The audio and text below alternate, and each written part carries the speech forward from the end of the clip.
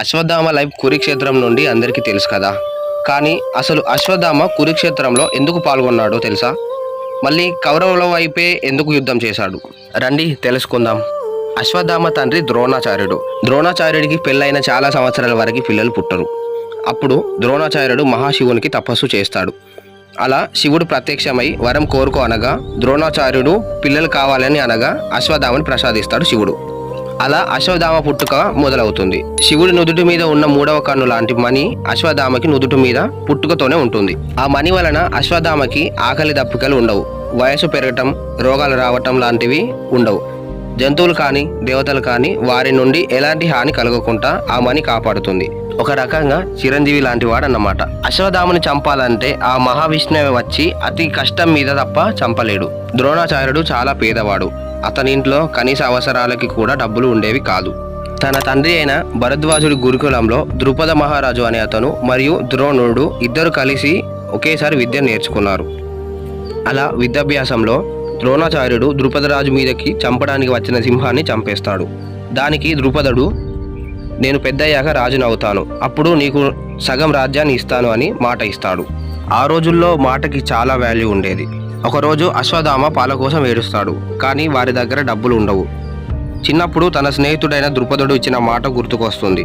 అలా ద్రుపదుడి దగ్గరికి ద్రోణాచార్యుడు వెళ్తాడు. అలా ద్రుపదుడిని, మిత్రమా, నేను నీ స్నేహితుడిని గుర్తుపట్టావా అంటాడు. ద్రుపదుడు, నువ్వు నాకు స్నేహితుడివి కావు, ఏం కావాలో చెప్పు, దానం ఇస్తాను అని చాలా పొగరుగా అంటాడు.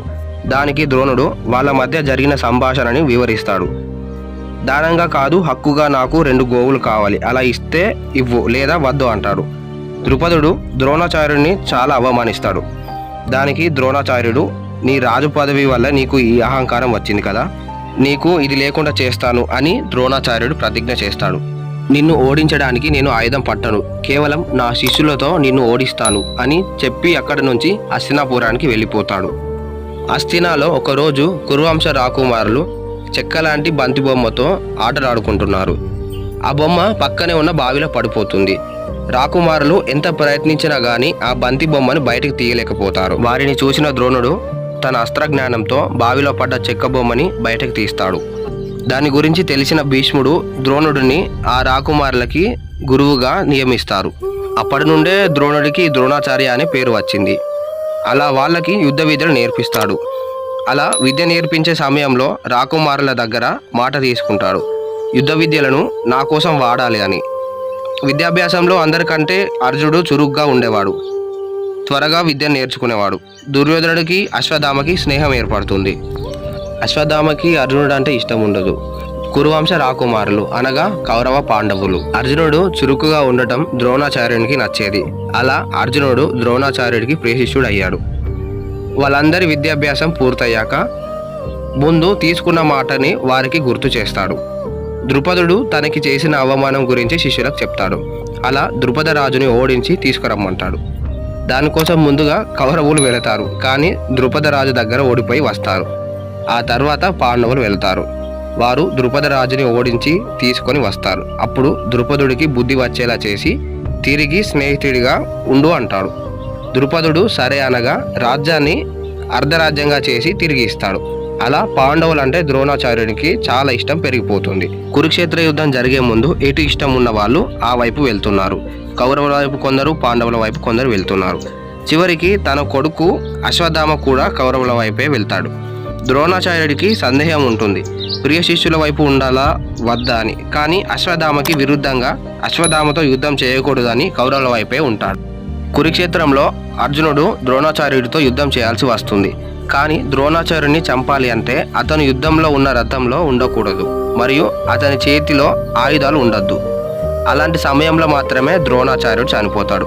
కాబట్టి ద్రోణుడిని రథం నుంచి కిందకి రావాలి అని శ్రీకృష్ణుడు ధర్మరాజుతో అశ్వత్థామ అతహ అని గట్టిగా అనమని, కుంజరహ అని మెల్లగా అనమని చెప్తాడు. అలా అన్నప్పుడు ద్రోణాచార్యుడు తన పుత్రుడు మరణించాడనే బాధలో నిరాయుధుడై రథాన్ని దిగుతాడు. వెంటనే అర్జునుడు బాణాలు వేసి ద్రోణాచార్యుని చంపేస్తాడు. అలా అశ్వత్థామకి అర్జునుడి మీద అబద్ధం ఆడి చంపేస్తాడని చాలా కోపం వస్తుంది. అశ్వత్థామ పాండవులను చంపాలి అని చాలా కోపంతో రాత్రి సమయంలో వెళతాడు. కానీ అక్కడ పాండవులు ఉండరు.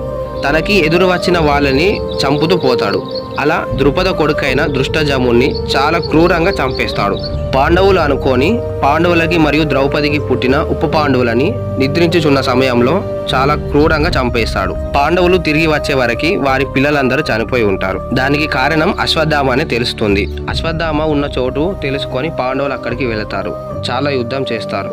అప్పుడు అశ్వత్థామ తన దగ్గరున్న బ్రహ్మాస్త్రాన్ని పాండవుల మీద ప్రయోగిస్తాడు. శ్రీకృష్ణుడు మాటతో అర్జునుడు కూడా అశ్వత్థామ పైన బ్రహ్మాస్త్రాన్ని ప్రయోగిస్తాడు. ఇది చూసిన వ్యాసుడు దీనివల్ల ప్రపంచం అంతా నాశనం అవుతుందని ఇద్దరిని కాంప్రమైజ్ చేస్తాడు.